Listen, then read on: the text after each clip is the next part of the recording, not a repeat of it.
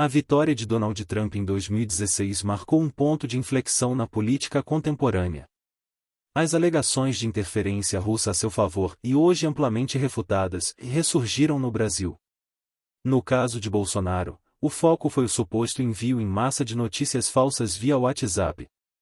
Desde o início da administração Bolsonaro, em 2019, surgiram várias acusações de que pessoas ligadas ao presidente, incluindo seu filho, o vereador Carlos Bolsonaro, comporiam uma espécie de milícia digital, que teria o objetivo de atacar opositores e defender o governo.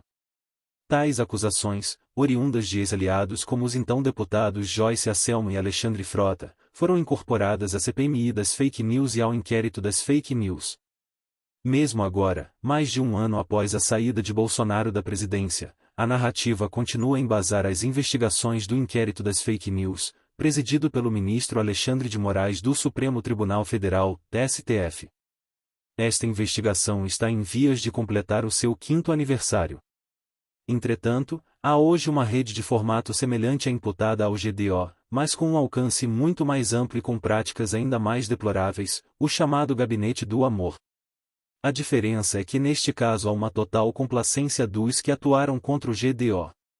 E não apenas isso, há a participação destes atores.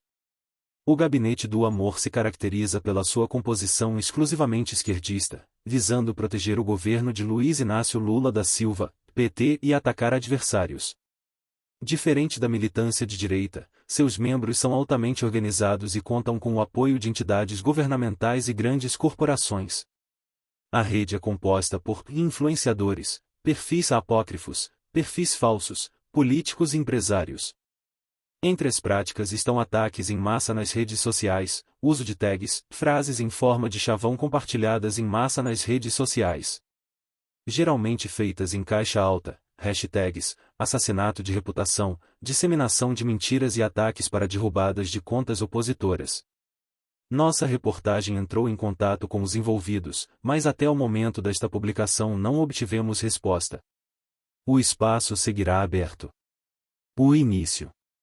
A formação do GDA remonta à eleição de Bolsonaro, em 2018, marcada pela mobilização inicial de perfis anônimos e ativistas digitais, que se intensificou ao longo de seu mandato, ampliando sua atuação até as eleições de 2022 e continuando no presente para apoiar Lula e atacar seus adversários.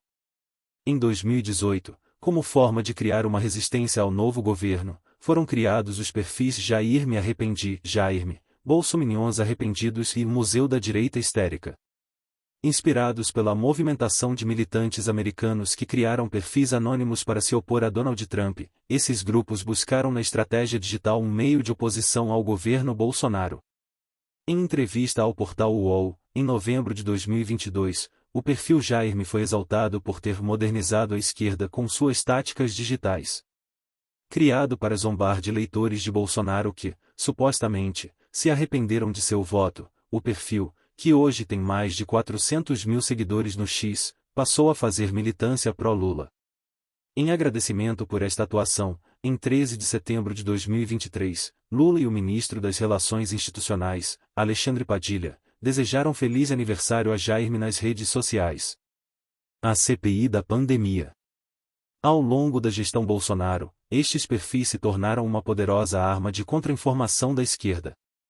Mas foi durante a pandemia de Covid-19 que eles tomaram força, quando estes grupos passaram a dar suporte à oposição na CPI da pandemia, e atuaram através de uma estratégia orquestrada de influência e pressão sobre os trabalhos da comissão. Uma das figuras não anônimas que se destacam neste contexto foi a influenciadora Leila Germano. Conhecida por ter participado do canal Jovem Nerd, posteriormente fundando os podcasts Hoje Tem e República de Bolchevique, Leila conduziu diversas entrevistas dentro da CPI para disseminar a narrativa dos senadores.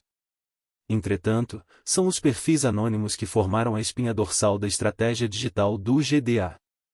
Utilizando uma ampla rede de perfis anônimos e coordenados, o GDA forneceu um suporte digital aos parlamentares de oposição ao governo Bolsonaro, funcionando como uma espécie de central de inteligência virtual.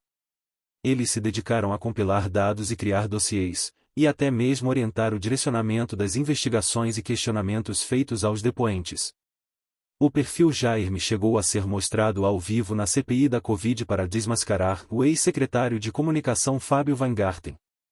Os demais perfis também participaram da CPI, enviando relatórios e dossiês para Renan Calheiros, MDBal e Randolph Rodrigues, Rede AP, atualmente sem partido, e demais parlamentares que conduziam as investigações. Randolph, inclusive, destacou em uma transmissão nas redes sociais a grande contribuição de 2 ou 3 perfis anônimos para a CPI. Se gabando desta menção, o perfil Tesoureiros elencou os outros perfis que teriam sido citados por Randolph e @JairMeArrependi, @Bolsoregrets, @Camarotecpi e @Desmentindobozo. Este último foi citado por Alexandre de Moraes como referência para arquivar a denúncia da campanha de Jair Bolsonaro sobre a discrepância nas inserções das rádios durante as eleições, o chamado radiolão. O que todos estes perfis têm em comum? Todos são anônimos, ou apócrifos. Em 2022 o TSE chegou a ordenar que o X, anteriormente Twitter, identificasse a pessoa responsável pelo perfil Jair Me Arrependi em resposta a uma representação feita pela campanha de Ciro Gomes, que acusava o perfil de propaganda política irregular, capaz de enganar os eleitores. Jair Me havia criado um filtro para o Twitter que, usando as mesmas cores e identidade visual da campanha de Ciro, trazia escrito "Prefiro Lula". O advogado Rafael Maffei dedicou um artigo no site Jurídico J para defender o anonimato de Jair Me, alegando que é um perfil de humor e crítica política. Mesmo com a ação, o anonimato de Jair Me ainda não foi derrubado.